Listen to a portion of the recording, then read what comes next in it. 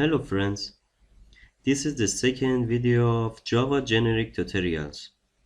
If you didn't watch the first video, please watch it, then come to this video. In this video we will talk about type safety and generic class with more than one type parameter, and also some practical examples.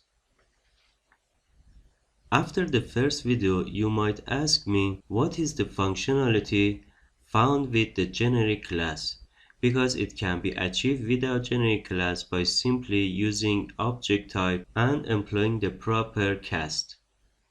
So what is the benefit of making generic classes? I should answer that the generic class automatically ensures the type safety of all operations involving generic class. So it eliminates the need for you to enter cast and to type check code by yourself. Generics automatically ensure the type safety of all operations involving generic.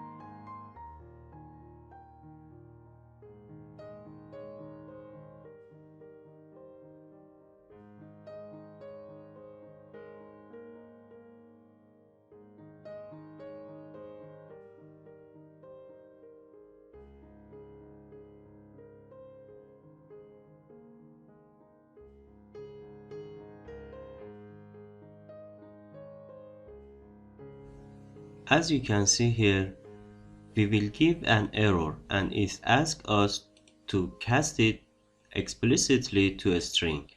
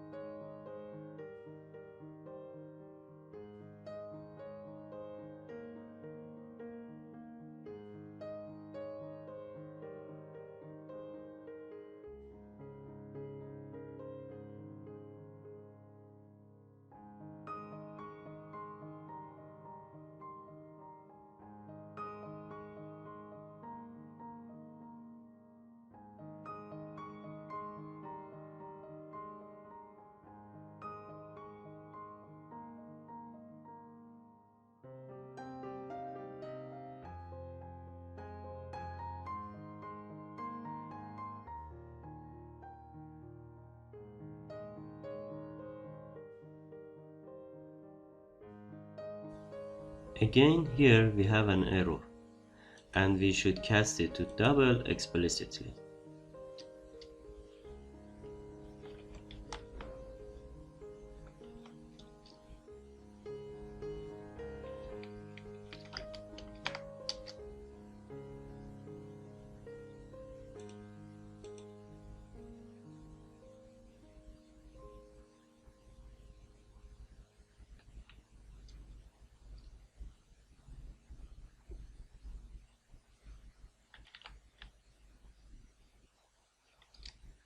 Here you can see that we replaces all uses of T with object.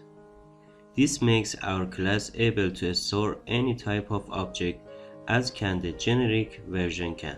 Here it also prevents the Java compiler from having any real knowledge about the type of data actually stored in non-generic class, which is bad for two reasons. First, explicit cast must be employed to retrieve the data stored. And the second is many kinds of type mismatch errors cannot be found until runtime.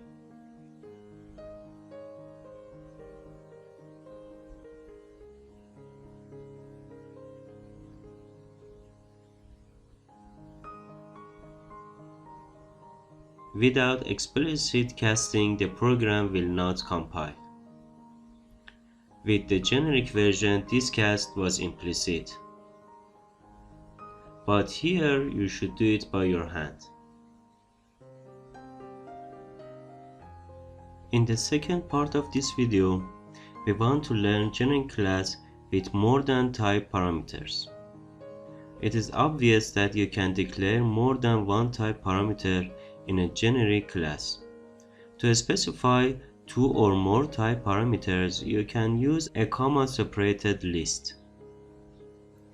Let's do an example.